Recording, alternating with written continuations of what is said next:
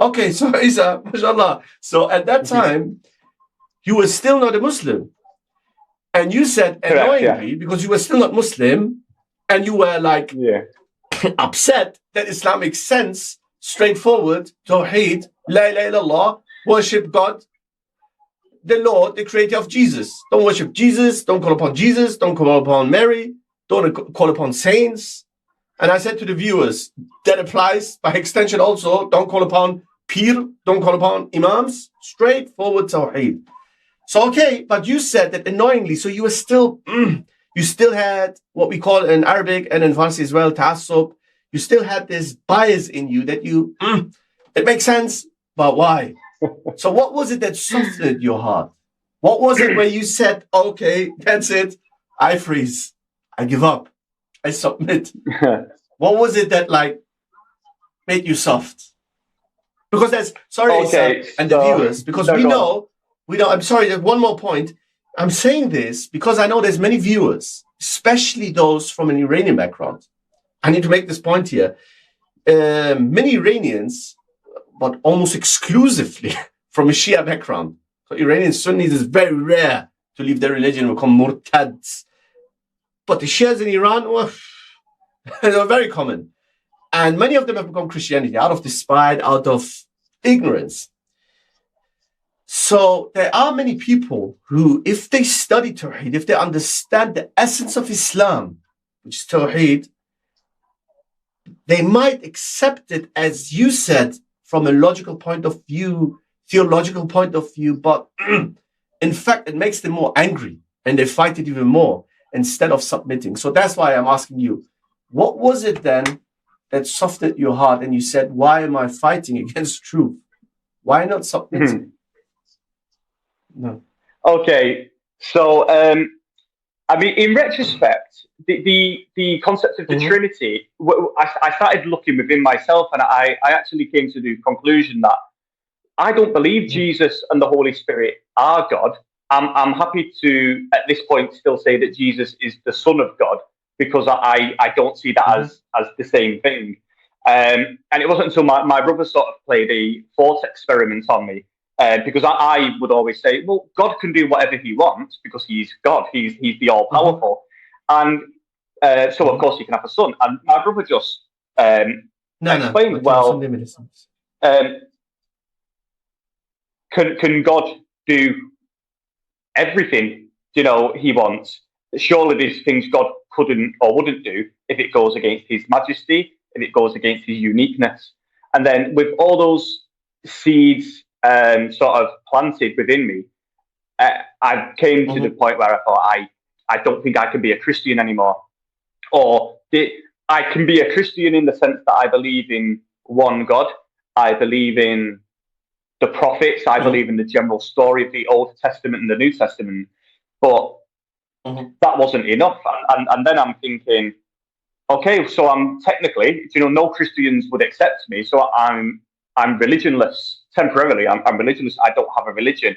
And I'm not just saying this to pander up to the Iranian people, but when I read the story of Salman al-Farisi, I felt such a pull and love towards him, because powerful when he was there and his teachers were dying and they kept saying, there's only one man I know of, go to him, and he's traveling from Syria to Iraq to Turkey.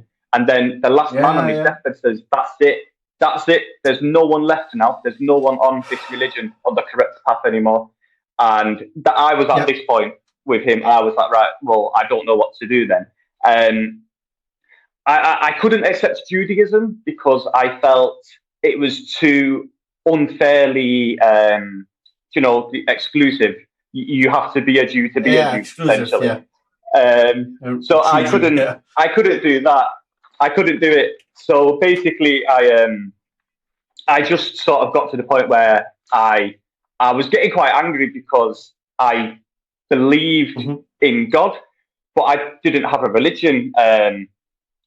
But I thought about it, and I thought, well, God wouldn't just abandon humanity without guidance.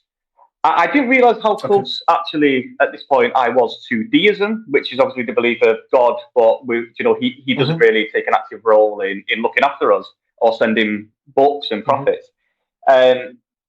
But I didn't have that mindset, so I thought, well, there has to be a true religion out there. And at this point, I just thought, right, Islam makes sense, but I don't want to accept it. So let's see. So just give me a second. Just a second to translate it, and then you go to explain that what was it then when you said, okay, no, and it makes sense and it has to be followed. But we're going to get to it.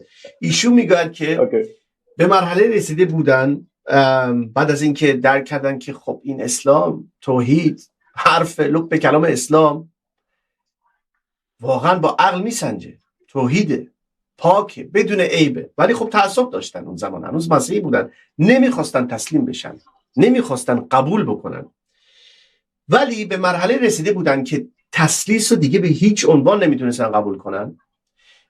ایشون خودشون به تعبیر خودشون میگن که میگفتن که نه دیگه عیسی خود خدا نیست ولی فرزند خداست. این نکته مهمیه، چون در کلیسای کاتولیک و ارتدوکس، حتی ارمنی‌ها در ایران، کلیسای کاتولیک و ارتدوکس و پروتستان، این سه کلیسا همه به این اعتقاد دارن که هم روح القدس، هم پدر، هم فرزند، همه اینا یکی هن، همه اینا خدان. ایشون گفتن نه، اینو دیگه به این اعتقاد رو ترک کرده بودن، ولی هنوز میگفتن عیسی فرزند خداست. و بعد ایشون این چه زیباست، میگن که اینا خب در شبکه‌ای که به زبان فارسیه و بسیاری حتما و بیشتر در واقع بینندگان اینجا از ایران هستن، خود بنده.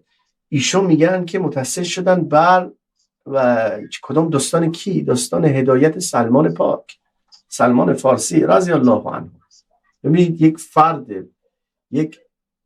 یک تاپرست اروپایی آیریش، سلمان فارسی براش الگو شده، سبب هدایتش شده. چون قصه سلمان فارسی واقعا قصه ای که الان میتونیم یک ساعت دربارش صحبت بکنیم. چجوری از ایران رفتن به شام و بعد به عربستان و دنبال حقیقت، دنبال یکتاپرستی، هیچ کی رو انکار نکردن تا اینکه به حقیقت رسیدن، به اومدن در نزد خاتم الانبیا محمد مصطفی صلی الله علیه و سلم. اروپایی‌ها هدایت شده این رو درک میکنن. بعد ما در میان خودمون، هموطنانمون، کسایی داریم که سلمان رو خائن میدونن، به سلمان توهین میکنن، بر جهلشون میگن که سلمان اسلام اختراع کرده. ولی عزیز بالله، ببین چه زیبا، فردی آیریش از انگلستان، یکی از سبب اینی که بیشتر نزدیک اسلام شد این قصه سلمان فارسی، سلمان ایرانی رضی الله عنه، یکی از یاران محمد مصطفی صلی الله علیه و سلم.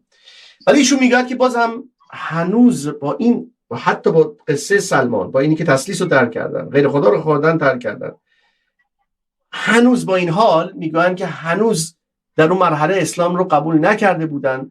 خودشون میگن دیست بودن. دیست یعنی به معنای اینی خیلی هستن دیگه، لادین، کسایی که خدا رو میگن قبول دارن ولی دین رو قبول ندارن.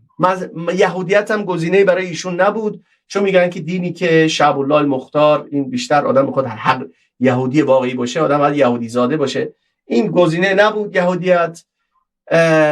و دیست بودن به معنای این که یعنی لادین، اعتقاد به خدا ولی لادین. ولی میدونستن در درونشون که اینطوری که نمیشه. خدایی که ما رو خلق کرد، خدایی که این انبیا رو فرستاد، از ما چیزی نمیخواد.